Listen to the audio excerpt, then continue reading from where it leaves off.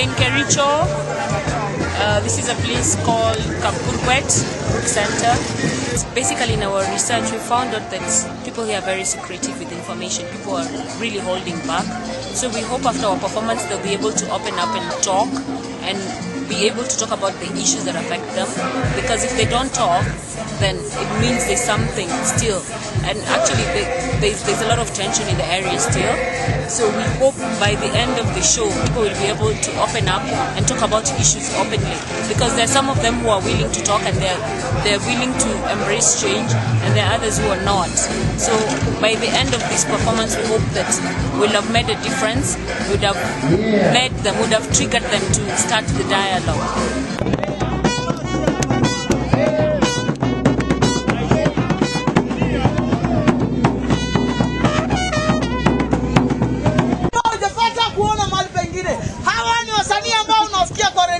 Hawa ni wasanii ambao unaona kwa TV na wengi wako kwenye basi pale. Tumewaletea pia zawadi kem za kushindaniwa.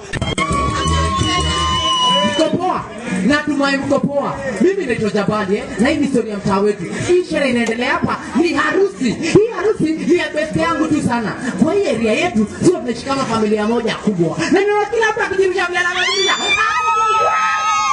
Pole kabisa. Hii naambia bado gari na guruma.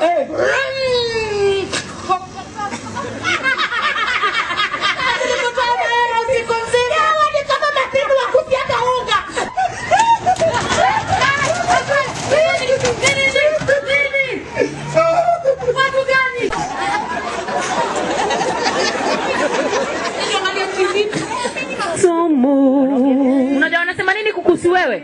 Ati unangoja ngoja kuchota maji, unaenda unakojolea kasuku, kisha unatia kwa kila mtungi. Mimi. Nini umama? Nini umama hapa umekuwa na wake? Adui, kata kichwa. Adui, kata kichwa. Adui, kata kichwa. Jua chanzo cha. Kila mtu amekufa huko chini. Hawa ndio mtaona taonyesha.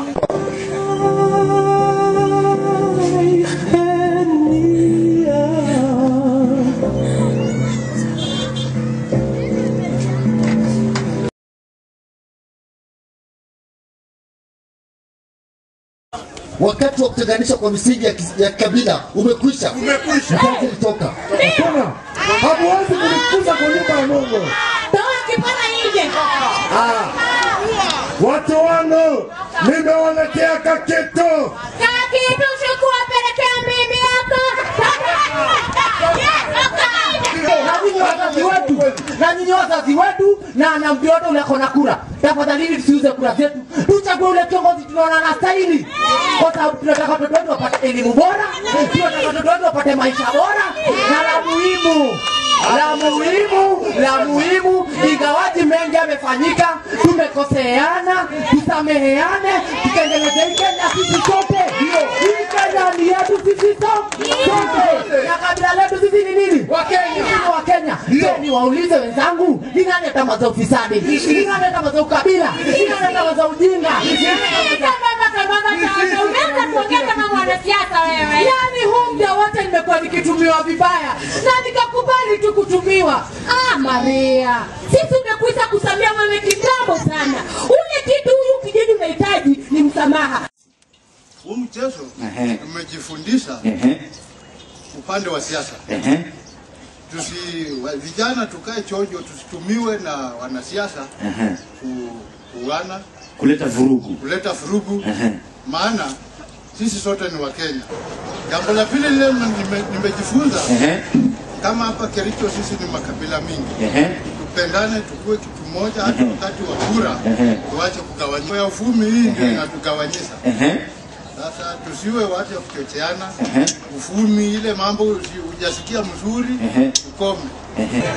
Hasa kama sisi vijana tuepuke na mambo ya kuongwa, tukipendana sisi wote kwa pamoja tutachagua mtu ambaye anastahili kuongoza.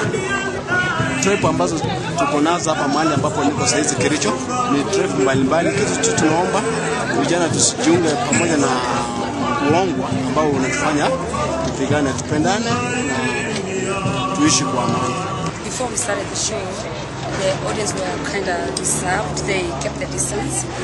But with the warming up and the creating the rapport with our choral verses and everything, they became more relaxed. So when we began the show, it was on a high note, so they were enjoying themselves. When we came to tackle like the serious issues, they were really attentive. We were kind of got into it, and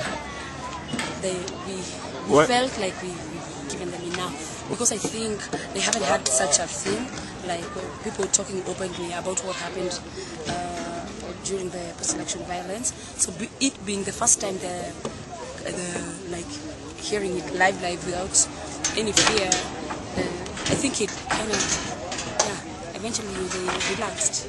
Do you think you taught them about peace? And did you reach out to them? Yeah, I think we've given them something to think about.